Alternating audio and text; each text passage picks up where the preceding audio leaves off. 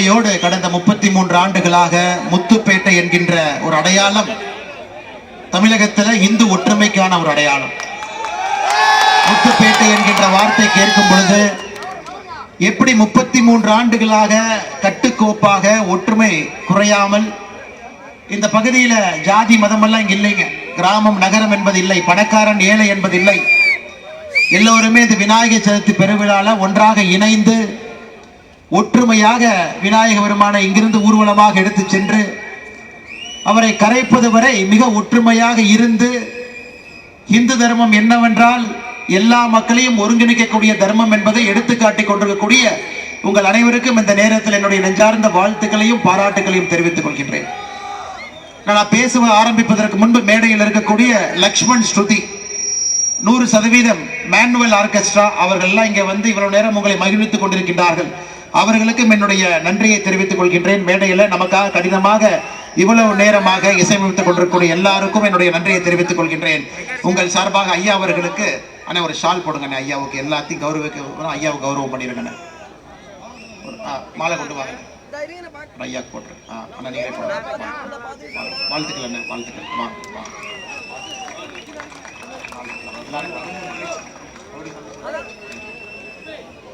அருமை சொந்தங்களே, இந்த முத்துப்பேட்டை வெற்றி விநாயகர் ஊர்வலம் இந்து முன்னணி அவர்கள் ஏற்பாட்டில் நடக்கக்கூடிய இந்த அற்புதமான நிகழ்வுக்கு விழா குழுவினராக பொறுப்பேற்று டெல்டா பகுதியில பாரதிய ஜனதா கட்சியினுடைய வளர்ச்சிக்கு அரும்பாடுபட்டவர், கருப்பு என்கின்ற பெயர் இந்த பகுதியில் இளைஞர்களுக்கெல்லாம் ஒரு பெரிய உற்சாகத்தை கொடுத்துக் கொண்டிருக்கக்கூடிய பாரதிய ஜனதா கட்சியினுடைய மாநில பொதுச் செயலாளர், இந்த பகுதியில நம்முடைய இரும்பு கோட்டையாக இந்த பகுதியை வைத்துக் கொண்டிருக்கக்கூடிய அண்ணன் கருப்பு முருகானந்தம் அவர்களுக்கு என்னுடைய வாழ்த்துக்களை தெரிவித்துக் கொள்கின்றேன்.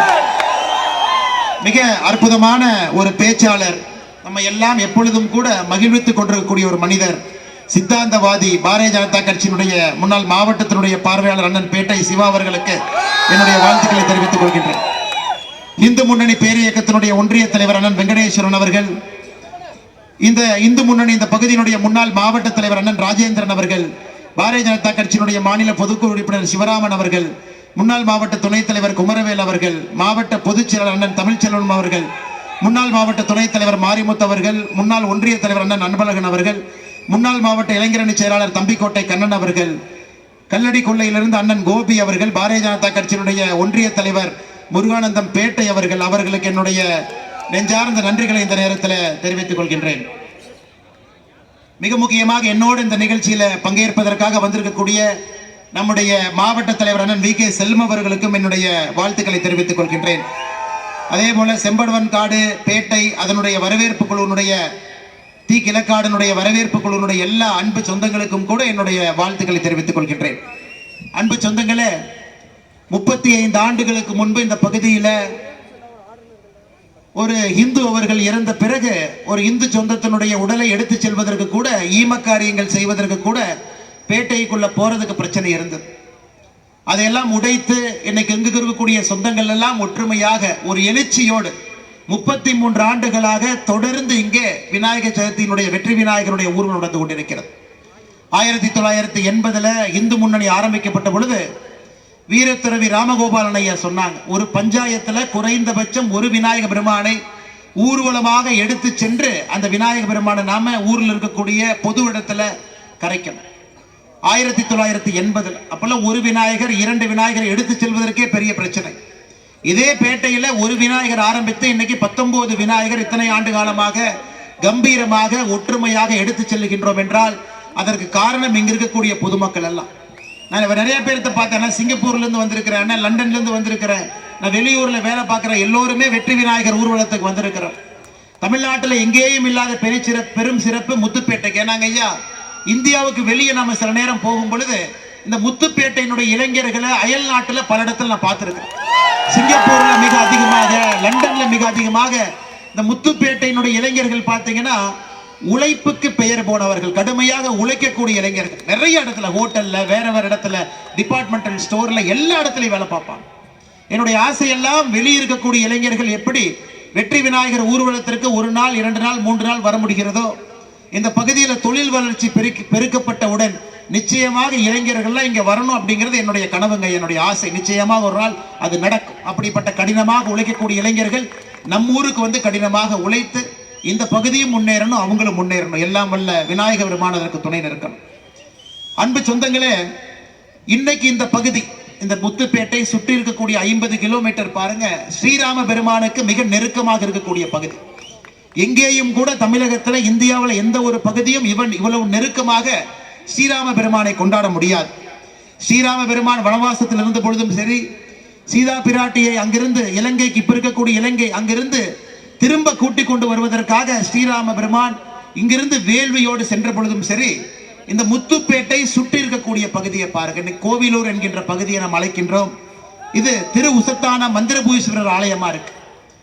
ஸ்ரீராம பெருமான் இங்கிருந்து ராமசேதுவை கட்டி இலங்கைக்கு செல்வதற்கு முன்பு இந்த பகுதிக்கு வந்து மந்திர உபசேதம் இங்கதான் வாங்குறாருங்க ஐயா. உசாவி என்பது அவருடைய காதுல கேட்ட மந்திர உபசேதம். அது கூட இந்த பகுதியில் இன்றியமையாம ராமரோடு கலந்திருக்கக்கூடிய ஒரு பகுதி. இந்து எழுச்சிக்கு மிக அடித்தட்டில் இருக்கக்கூடிய ஒரு பகுதி இங்க இருக்கக்கூடிய உசத்தான மந்திரபூரீஸ்வரர் ஆலயம். அடுத்து பாருங்க, ஸ்ரீராம பெருமான் இருக்கக்கூடிய ஜாம்பவான் பேரு கொண்ட ஜாம்பவான் ஓடை கிராமம், அதுவும் இங்கே இருக்குதுங்க. அதுவும் வந்து ராமாயணத்துக்கு மிக நெருக்கமாக தொடர்பில் இருக்கக்கூடிய ஒரு பகுதி. ஸ்ரீராமருக்கு துணையாக சென்ற கழுகு உருவம் கொண்ட ஜடாயு முனிவர் அவருடைய பேரில் கழுவன்காடு என்கின்ற பகுதியும் இங்கதான் இருக்கு. எவ்வளவு பெரிய ஒரு தனிச்சிறப்பு பாருங்க. ஸ்ரீராமர் அவர்கள் ஸ்ரீ ராமசேது பாலம் கட்டுவதற்கு முன்பாக இங்கே வந்து விநாயக பெருமானை தரிசனம் செய்கிறார். கற்பகநாதர், கற்ப விநாயகர் ரெண்டு பேர்த்தையும் தரிசனம் பண்றாங்க. அந்த கற்பகநாதர் குலம் கிராமம் இருப்பதும் இந்த பகுதி. ஸ்ரீராமர் இலங்கைக்கு செல்வதற்கு முன்பு நின்று கொண்டிருந்த கோடியாக்கரை பகுதி. இங்க பாருங்க, இந்தியாவில் எங்கேயுமே ஸ்ரீராமர் அவர்களுக்கு தொடர்பு இருக்கக்கூடிய 6 பகுதிகள் கிட்டத்தட்ட 50 கிலோமீட்டருக்குள்ள முத்துப்பேட்டையை சுற்றி இருக்கு. அது இங்க இருக்கக்கூடிய இந்துக்களுடைய அடையாளம், இந்துக்களுடைய பெருமை, இந்துக்களுடைய எழுச்சி அவ்வளவு சிறப்பாக இருக்கக்கூடிய ஒரு பகுதி. அதே நேரத்தில் நம்முடைய காவல்துறை நண்பர்கள் இங்கே பார்க்கும் பொழுது முத்துப்பேட்டை என்று சொன்னாலே ஒரு டிஐஜி தலைமையில ஒரு பந்தோபஸ்து, கிட்டத்தட்ட 2000 காவல்துறை நண்பர்கள், அவங்க இத்தனை பேர் நிற்கிறாங்க. நம்ம ஒரே ஒரு கேள்வி கேட்கணும். அரசியல் பேசலீங்க ஐயா, ஒரே ஒரு கேள்வி மட்டும் கேட்கிறேன். எதற்காக இந்த நிலைமையை யார் கொண்டு வந்து விட்டாங்க? யார் இதை ஏற்படுத்தினார்? இன்னைக்கு மிக அமைதியாக நடக்க வேண்டிய ஒரு ஊர்வலம், எல்லோரும் கட்டுக்கோப்பாக சகோதர சகோதரிகளாக இந்து சொந்தங்கள் எல்லாம் இங்கே வந்து நின்று கொண்டிருக்கும் பொழுது, இத்தனை காலகட்டம் வேறு வேறு ஆட்சியாளர் அவங்களே பிரிவினைவாதத்தை ஏற்படுத்தி ஏற்படுத்தி ஏற்படுத்தி மதத்தை சண்டை போட வைத்து வைத்து ஒரு மதத்திற்கு சார்பாக ஆட்சியை கொண்டு போய் பல பிரச்சனைகளை ஏற்படுத்தி, இன்னைக்கு முத்துப்பேட்டை விநாயகர் ஊர்வலம் என்று சொன்னாலே தமிழகத்தில் எல்லோரும் திரும்பி பார்க்கக்கூடிய ஊர்வலம். அது எல்லோரும் திரும்பி முத்துப்பேட்டை அன்னைக்கு பார்ப்பாங்க. காவல்துறைக்கு அவர்களுக்கு தேவையில்லாத ஒரு பேர். 2021 உங்களுக்கு ஞாபகப்படுத்த விரும்புகின்றேன். அன்னைக்கு விநாயகர் ஊர்வலத்துக்கு எவ்வளவு பிரச்சனைகள். விநாயகர் செய்யற இடத்துல பிரச்சனை, விநாயகர் விற்கிற இடத்துல பிரச்சனை, விநாயகர் வாங்குனீங்கன்னா பிரச்சனை. 2021 அந்த காலகட்டத்தில் நீங்க மறந்து விடக்கூடாது. இன்னைக்கு அதையெல்லாம் உடைத்து இங்கே நின்று கொண்டிருக்கின்றோம். இந்து ஒற்றுமைக்கு சான்றாக முத்துப்பேட்டையில பெண்கள், குழந்தைகள், தாய்மார்கள் எல்லோரும் நின்று கொண்டிருக்கின்றீர்கள். நாம் உணர்ந்து கொள்ளணும். அடுத்த கட்ட தலைமுறையும் இந்து மதத்தை பற்றி புரிந்து கொள்ள வேண்டும். இந்த ஒரு மதம் மட்டும்தான் உலகத்தில் எத்தனை மதத்தை பார்த்தாலும். சுவாமி விவேகானந்தர் அவர்கள் 1893 அமெரிக்கா போறாங்க, சிகாகோ போறாங்க. அன்னைக்கு உலகத்தில் இருக்கக்கூடிய எல்லா மதத்தையும் கூட்டு பேச சொல்றாங்க. விவேகானந்தர் அவருக்கு முன்பு ஒரு மதத்திலிருந்து வந்த தலைவர்கள், குருமார்கள் பேசிக்கிட்டே வர்றாங்க. விவேகானந்தர் அவர்கள் 19வது மேடையில் ஏறி மைக் எடுக்கிறார். அப்ப எல்லோருமே என் மதம் சிறந்தது, என் மதம் பெரியது, என்னுடைய மதத்திற்கு எந்த மதமும் ஈடு இல்லைன்னு பேசுறாங்க. விவேகானந்தர் அவர்கள் அவங்க மைக் எடுத்தோடனே சொல்றாரு, எனக்கு முன்பு எல்லோருமே மதம் மதம்னு பேசுனீங்க, ஆனா நான் ஒரு தர்மத்திலிருந்து வந்திருக்கேன், ஒரு வாழ்வியல் முறையிலிருந்து வந்திருக்கேன், ஒரு மனிதன் எப்படி வாழ்வை வாழ வேண்டும் என்று போட்டக்கூடிய இந்து தர்மத்திலிருந்து வந்திருக்கேன். மதம் என்கின்ற அடையாளத்துக்குள்ள அந்த தர்மத்தை அடைக்க நான் விரும்பல. ஆனா எனக்கு முன்பு பேசின 18 பேருமே மதம் மதம் என்று சொன்னனால நானும் சொல்லுகின்றேன், உங்களுடைய மதத்திற்கெல்லாம் தாய் மதமாக இருக்கக்கூடிய இந்து மதத்திலிருந்து வந்து இங்கே என்று பேசிக் கொண்டிருக்கின்றனர். அப்படிப்பட்ட அற்புதமான அடையாளம் வேற எந்த மதத்துல பாருங்க ஐயா. களிமண்ணை எடுத்து பிள்ளையார பிடிக்கிறோம், அதே பிள்ளையாருக்கு உயிர் ஊட்டுறோம்.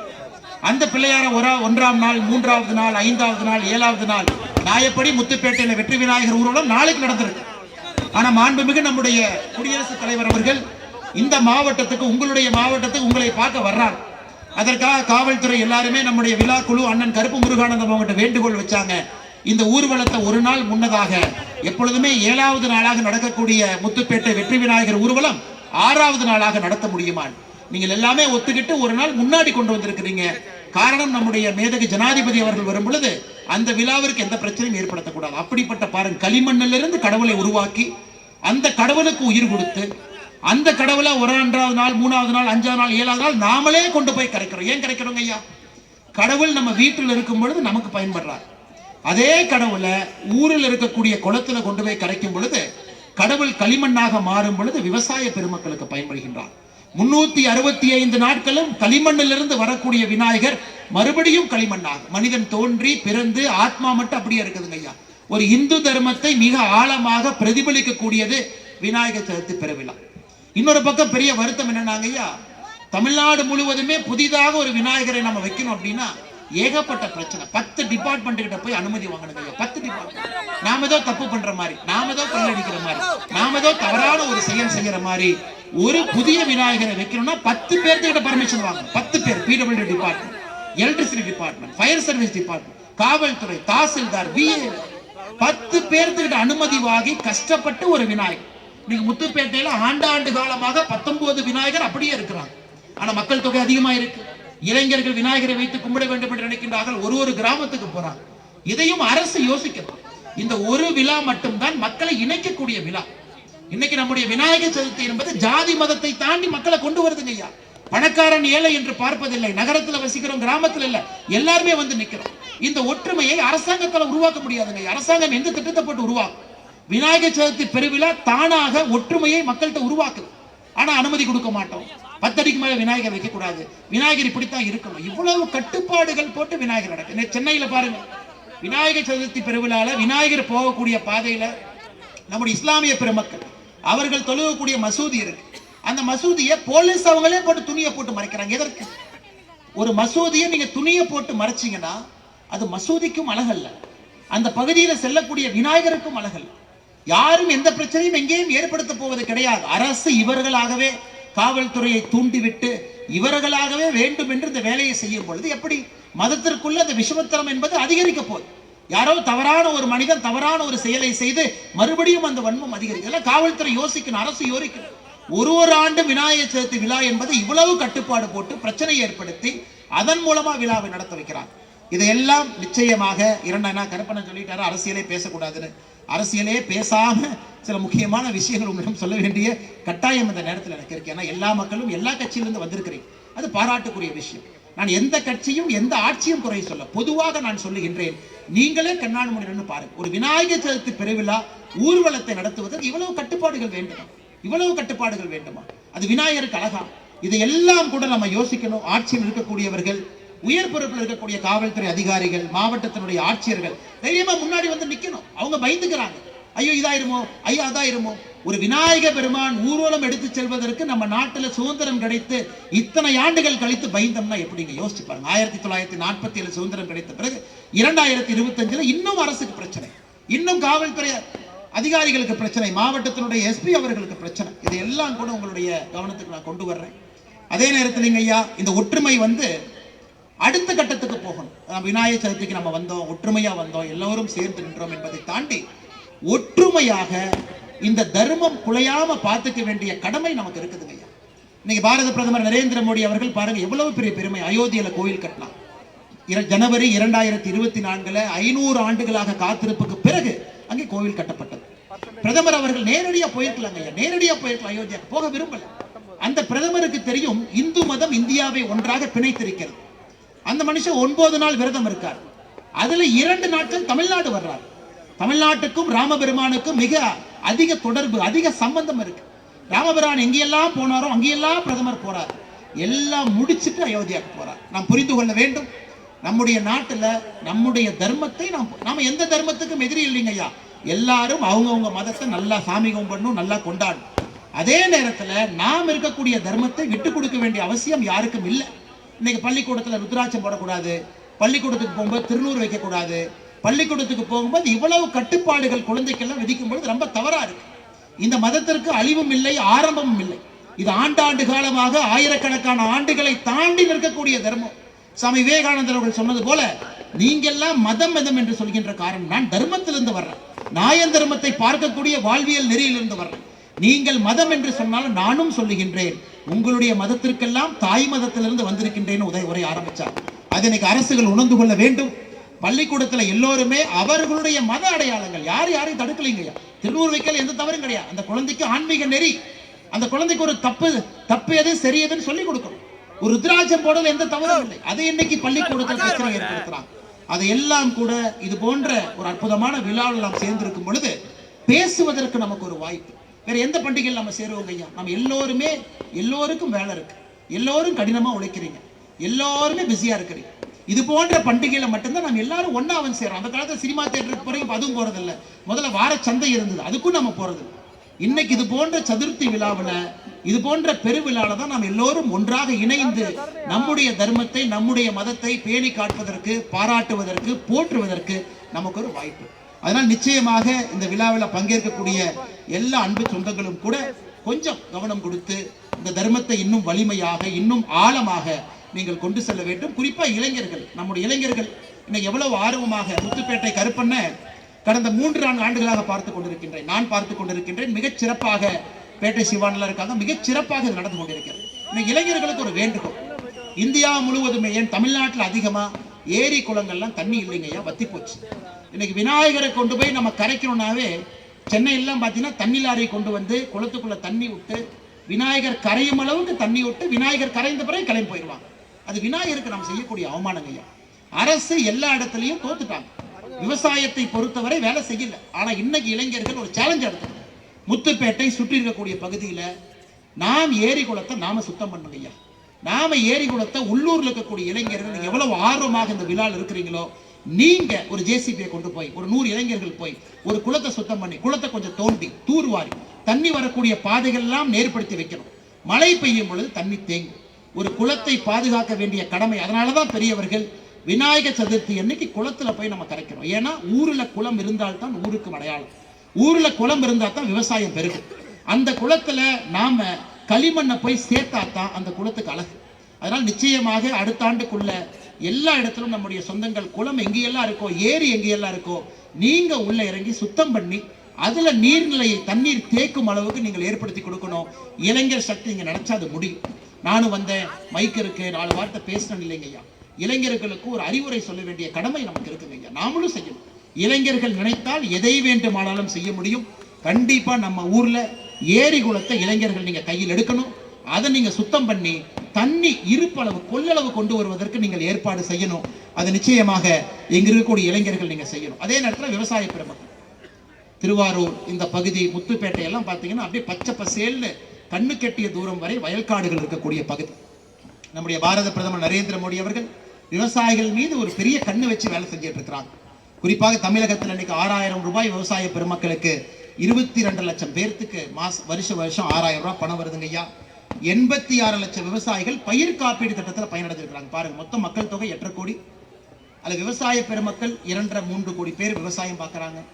அதுல கிட்டத்தட்ட காடு வச்சு விவசாயம் பார்க்கறவங்க 86 லட்சம் பேர்த்துக்கு இன்னைக்கு பயிர் காப்பீடு திட்டம். இதெல்லாம் கூட திருவாரூரை நோக்கி வந்து கொண்டிருக்கிறது.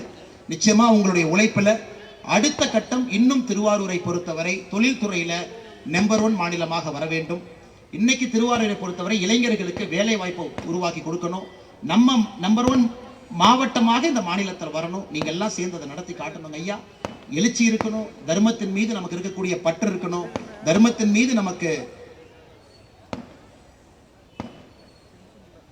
ஆர்வம் இருக்கணும். இது எல்லாம் கூட செய்யணும். அதே நேரத்தில் காவல்துறையை பொறுத்தவரை காவல்துறை நண்பர்களை எங்கேயுமே நான் தவறாக பேசுவது கிடையாது. காரணம், அதே காவல்துறை இருந்தனால அது எவ்வளவு கடினமான பணி என்பது எனக்கு தெரியுங்க ஐயா. ரொம்ப கஷ்டமான வேலை. ஆனா இன்னைக்கு அதான் கருப்பண்ண அரசியல் பேசக்கூடாதுன்னு சொல்லிட்டாரு. இன்னைக்கு காவல்துறையினுடைய கையை கட்டி போட்டு விட்டு காவல்துறையை வேலை பாருன்னா எப்படி வேலை பார்ப்பாங்க? தமிழகத்துக்கு இன்னைக்கு பொறுப்பு டிஜிபி, அதாவது ஒரு டிஜிபி பொறுப்பேற்கிறத பார்த்திருக்கோம். பொறுப்பு டிஜிபி பொறுப்பேற்பதை பார்த்திருக்கீங்களா? ஒரு டிஜிபி பொறுப்பேற்று பார்த்திருக்கீங்க. ஆனா இன்னைக்கு டிஜிபி யாருன்னா மாப்பிள்ள அவரு தானுங்க, சட்டம் என்னோடதுங்க அப்படிங்கிற மாதிரி அந்த பட்டியல்ல 8ஆவதா இருக்கார். அவருக்கு மேல அவ்வளவு பேர் இருக்காங்க.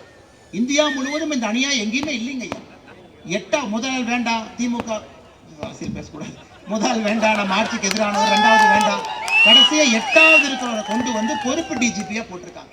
எப்படி காவல்துறைக்கு அந்த கண்ணியம் கட்டுப்பாடு வரும்? இன்னைக்கு பாருங்க, திருவாரூர் ஊர்வலத்துல நம்முடைய இந்து முன்னணி தொண்டர்கள் மீது இங்க இருக்கக்கூடிய டெபுட்டி சூப்பரண்ட் ஆஃப் போலீஸ் அடி நடத்தி ஒரு வண்டியை உடைச்சிருக்காங்க. இதெல்லாம் தேவையில்லாத வேலை.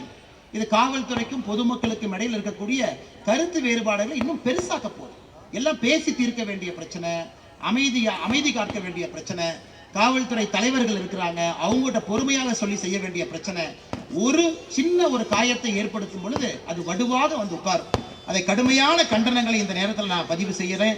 அந்த டெபுட்டி சூப்பரண்ட் ஆஃப் போலீஸ் அவர்கள் யார் இந்த திருவாரூர்ல தடியடி நடத்தி மணிகண்டன் ஐயா அவங்க, இப்போ நான் அவரை தப்பா சொன்னாலும் ஐயான்னு சொல்லித்தான் சொல்றேன்.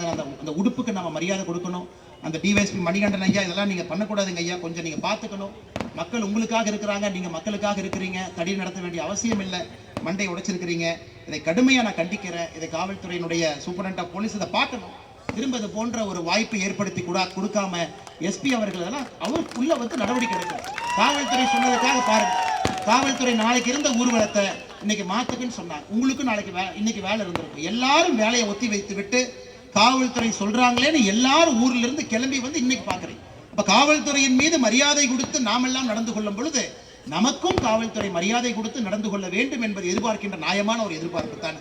அதனால் நிச்சயமாக காவல்துறை நண்பர்கள் இதை நீங்க கவனம் கொடுக்கணும். நீங்க இதுக்கு வந்து பிரச்சனை ஏற்படுத்துறது காவல்துறை இருக்கக்கூடாது அப்படிங்கிற அடிப்படையில் கொண்டு போகணும். அரசு மாறலாம், ஆனா காவல்துறை எப்பவும் மாறக்கூடாது. ஆட்சியாளர்கள் மாறலாம், ஆனா அவங்களுடைய உடுப்பு மாறக்கூடாது. யாரு வேணாலும் மாறலாம், காக்கி மாறக்கூடாது. அதையும் பார்த்துக்கங்க. நீங்க வந்திருக்கக்கூடிய எல்லா நம்முடைய அன்பு சொந்தங்களும் கூட மிகச் சிறப்பாக ஒரு பெரிய ஊர்வலத்தில் நீங்கள் எல்லாம் பங்கேற்று மிகச் சிறப்பாக இதை நடத்தி கொண்டிருக்கின்றீர்கள். உங்கள் அனைவருக்கும் என்னுடைய மனமார்ந்த வாழ்த்துக்கள், பாராட்டுக்கள். நம்முடைய ஒற்றுமை அப்படியே இருக்கணும். மதுரையில் முருகர் மாநாடு பார்த்தீங்க, இந்து முன்னணியினுடைய முருகர் மாநாடு எவ்வளவு சிறப்பாக கட்டுக்கோப்பா 5 லட்சம் பேர் வந்து உட்கார்ந்துட்டு பார்த்துட்டு போறாங்க. அதற்கு முன்பு 4 நாட்கள் 6 படை வீடுகள் முருகனை தரிசிக்க இன்னொரு 5 லட்சம் பேர் வர்றாங்க. அதெல்லாம் தமிழகத்துல ஆட்சியாளர்களுக்கு ஒரு செய்தி. இந்துக்களை பொறுத்தவரை ஒன்றிணைஞ்சிட்டாங்க, ஒன்னா வர ஆரம்பிச்சிட்டாங்க, தவறுகளை சுட்டி கேட்கிறாங்க. ஒரு மதத்தை நோக்கி அரசு போகும் பொழுது அதை கண்டம் பண்றாங்க. நிறைய பேர் நினைச்சுக்கோ, இந்து முன்னணிங்கிற பேர் இருக்கு, பாரதிய ஜனதா கட்சிங்கிற பேர் இருக்கு, அப்ப இவங்க எல்லாம் வந்து மத அரசியல் பண்றாங்களா? மத அரசியல் இங்க யாருமே பண்றது இல்லைங்க ஐயா. ஆட்சியில் இருக்கக்கூடிய அரசுல யார் இருக்காங்களோ ஒரு மதத்திற்கு அதிக முக்கியத்துவமும் இன்னொரு மதத்தை தாழ்த்துவதற்கான வேலைகளை இறங்குறனால இந்து முன்னணி போன்ற பேர் இயக்கம் வீர எழுச்சியோடு கேள்வி கேட்டு நிற்கிறாங்க. எதற்காக ஒரு மதத்தை இப்படி நடத்துறீங்க, எதற்காக ஒரு மதத்தை அப்படி நடத்துறீங்க, எதற்காக நியாயமா நடத்த மாட்டீங்க?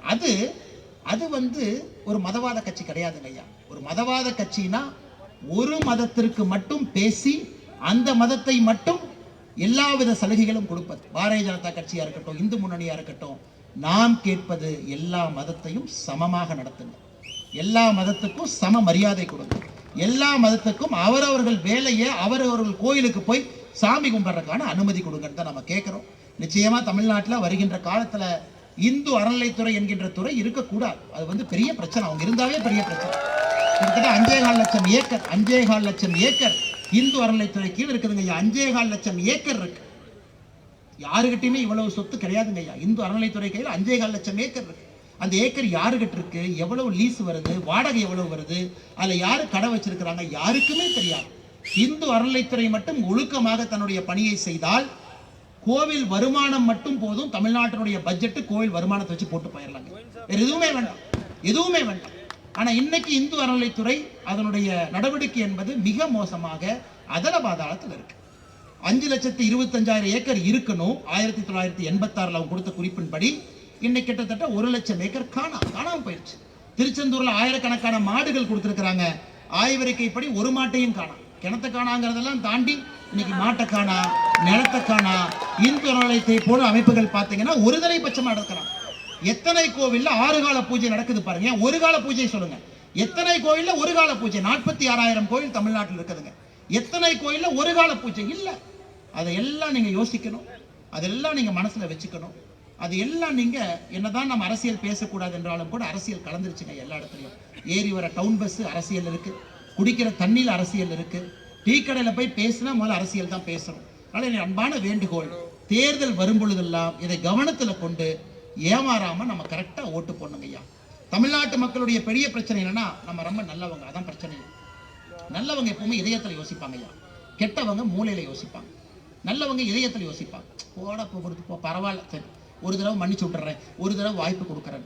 நம்ம நல்லவர்களாக இருந்து வாய்ப்பு கொடுத்து கொடுத்து தான் நாம் இந்த நிலைமைக்கு வந்துட்டோங்க ஐயா. கெட்டவங்கள வந்து மூளையில யோசிப்பாங்க, அவங்களுக்கு என்ன லாபம்னு யோசிப்பாங்க. தமிழ்நாட்டு மக்கள் நம்முடைய சொந்தங்களை பொறுத்தவரை நல்லவர்கள் இதயத்திலிருந்து தான் யோசிப்போம். ஆனா இந்த முறை தேர்தல் வரும் பொழுது இதயத்திலும் யோசிங்க, கொஞ்சம் மூளையில யோசிங்க. நமக்கு என்ன லாபம், நம்ம தர்மத்துக்கு என்ன லாபம், நம்ம ஊருக்கு என்ன லாபம்னு யோசனை செய்து நீங்கள் வாக்களிக்க வேண்டும் என்கின்ற அன்பான வேண்டுகோளை வைத்து மேடையில் இருக்கக்கூடிய எல்லா அன்பு தலைவர்களுக்கும் இந்த நேரத்தில் மறுபடியும் என்னுடைய நெஞ்சார்ந்த வாழ்த்துக்களை தெரிவித்து, மிக சிறப்பாக நடந்து கொண்டிருக்கக்கூடிய இந்த ஊர்வலம் என்பது தமிழகத்தில் எல்லோருக்கும் முத்துப்பேட்டை என்கின்ற மைய புள்ளிய மேப்ல பதிய வச்சுட்டீங்க. மேடையில் இருக்கக்கூடிய லக்ஷ்மண் ஸ்ருதி அவர்களுக்கும் மறுபடியும் என்னுடைய வாழ்த்துக்களை தெரிவித்து, வாய்ப்பு கொடுத்த இந்த விழா குழுவிற்கு நன்றி தெரிவித்து என்னுடைய உரையை முடித்துக் கொள்கின்றேன். நன்றி, வணக்கம். பாரத் மாதா கி.